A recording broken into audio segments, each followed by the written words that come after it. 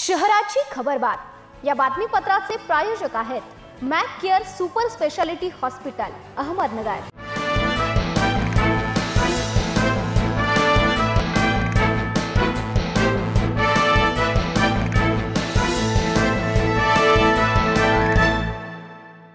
नमस्कार, मी प्रिया। आपण पाहत आहे न्यूज 24 सह्याद्री। घेऊयात नगर शहरातील महत्त्वपूर्ण बातम्यांचा आढावा शहराची खबरबातमध्ये।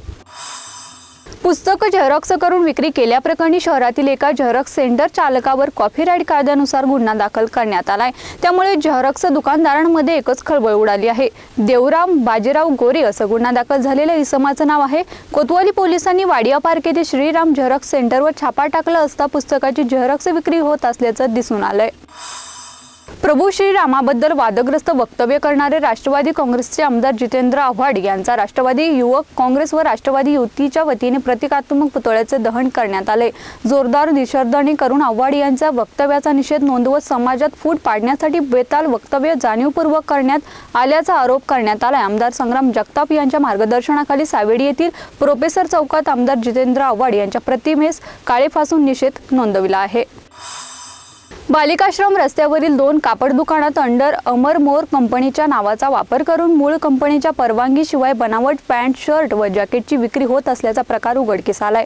दोन्ही दुकानातून 3,18,400 रुपये किमतीचे 405 कपडे जप्त करण्यात आले आहेत। या प्रकरणी दोघांविरोधात तोपखाना पोलीस ठाण्यात गुन्हा दाखल करण्यात आलाय। सांडपाणी व्यवस्था ही नगरकरांची मोठी समस्या आहे। स्वतंत्र प्रकल्प नसल्याने सांडपाणी सर्रास सीना नदीत सोडले जात आहे। सावेडी, सारसनगर, कल्याण रोड, केडगाव या भागाचे विस्तारत असलेल्या परिसरात शोषखड्डे हाच एकमेव पर्याय सध्या आहे। त्यामुळे संपूर्ण शहरात भुयारी गटारीचे जाळे निर्माण करण्यासाठी अमृत योजनेच्या माध्यमातून बहुतांश काम पूर्ण झाले आहे।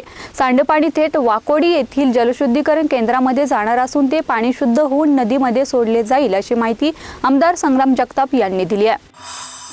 नगर येथील जिल्हा न्यायालयात सुनावणीसाठी आलेल्या खुनाच्या गुन्ह्यातील संशयित आरोपीला जीवे मारण्याची धमकी देण्यात आली। या प्रकरणी भिंगार कॅम्प पोलीस ठाण्यात गुन्हा दाखल करण्यात आलाय। आसिफ पठाण असे गुन्हा दाखल झालेल्या व्यक्तीचे नाव आहे।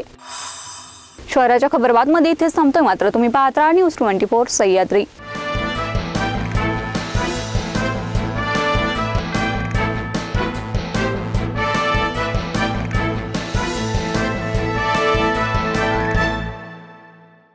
Mac care super speciality hospital Ahmednagar.